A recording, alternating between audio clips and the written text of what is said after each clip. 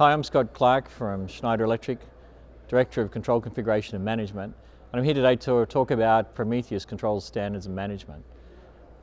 Prometheus is about configuring systems that we can configure in a platform neutral way to deploy to any target or any type of configuration. So we can deploy to Rockwell, to Siemens, to Schneider, or even to IoT like Raspberry Pi or Linux embedded system.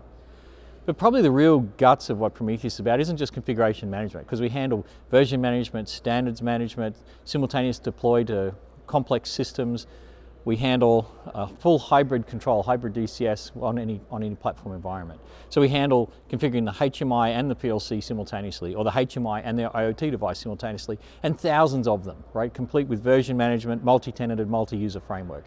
But you know, that's just a foundation. That's the starting point for the vision of where we're going with the product. If you look at this simple example, what we have here is a 4-pump arbiter. So this is a customer's arbiter where they basically say, we've got, in this industry, a common situation, we have 2, 3, or 4 pumps control, and when we have 4 pumps, do we want them to be 3 duty, 2 standby, etc.? So this is something they do quite frequently, but it requires testing and commissioning. But if we can build this as a pre-canned component, we can put together a pump station in 20 minutes that would have otherwise maybe taken 4 weeks to do. But the beauty of it is it's already pre-tested, pre-commissioned, pre-validated, and all the diagnostics are built in. So there's no wiring checkout, there's no going into the PLC code, there's none of that tedium. There's probably one of the most amazing things is that we built a large number of these plants for this customer and we never even went to site to commission it. The customer themselves were able to commission it. So it was about empowering the customer to build their own solutions to get the maximum value out of their process, where we could become then just consultants to them to improve their operations. So this pump, by turning on here the 4 pump selection, it makes 4 connectors available. Those 4 connectors tell us we need to connect to 4 pumps. Because it was made as a fixed speed, not a variable speed, it tells us what it needs. So it wires in the pumps. The pumps wire in this case, we took this project which would normally deploy to Siemens or Schneider, and we've deployed it to Raspberry Pi. And just to show the power of the distributed execution, we've deployed it to 2 Raspberry Pis. And what we're seeing on the bench here is 2 Raspberry Pis running this arbiter.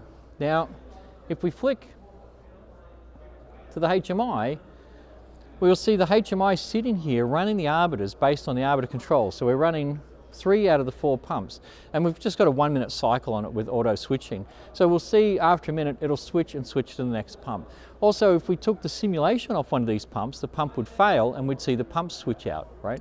So there's a normal automated switch, so it's now switched operation on the pumps, and we heard the relays click on the Raspberry Pi, and now we could do something really funky, and we could maybe kill the simulation on one of these pumps. So let's take the simulation off pump 1, so pump 1 will go into fail.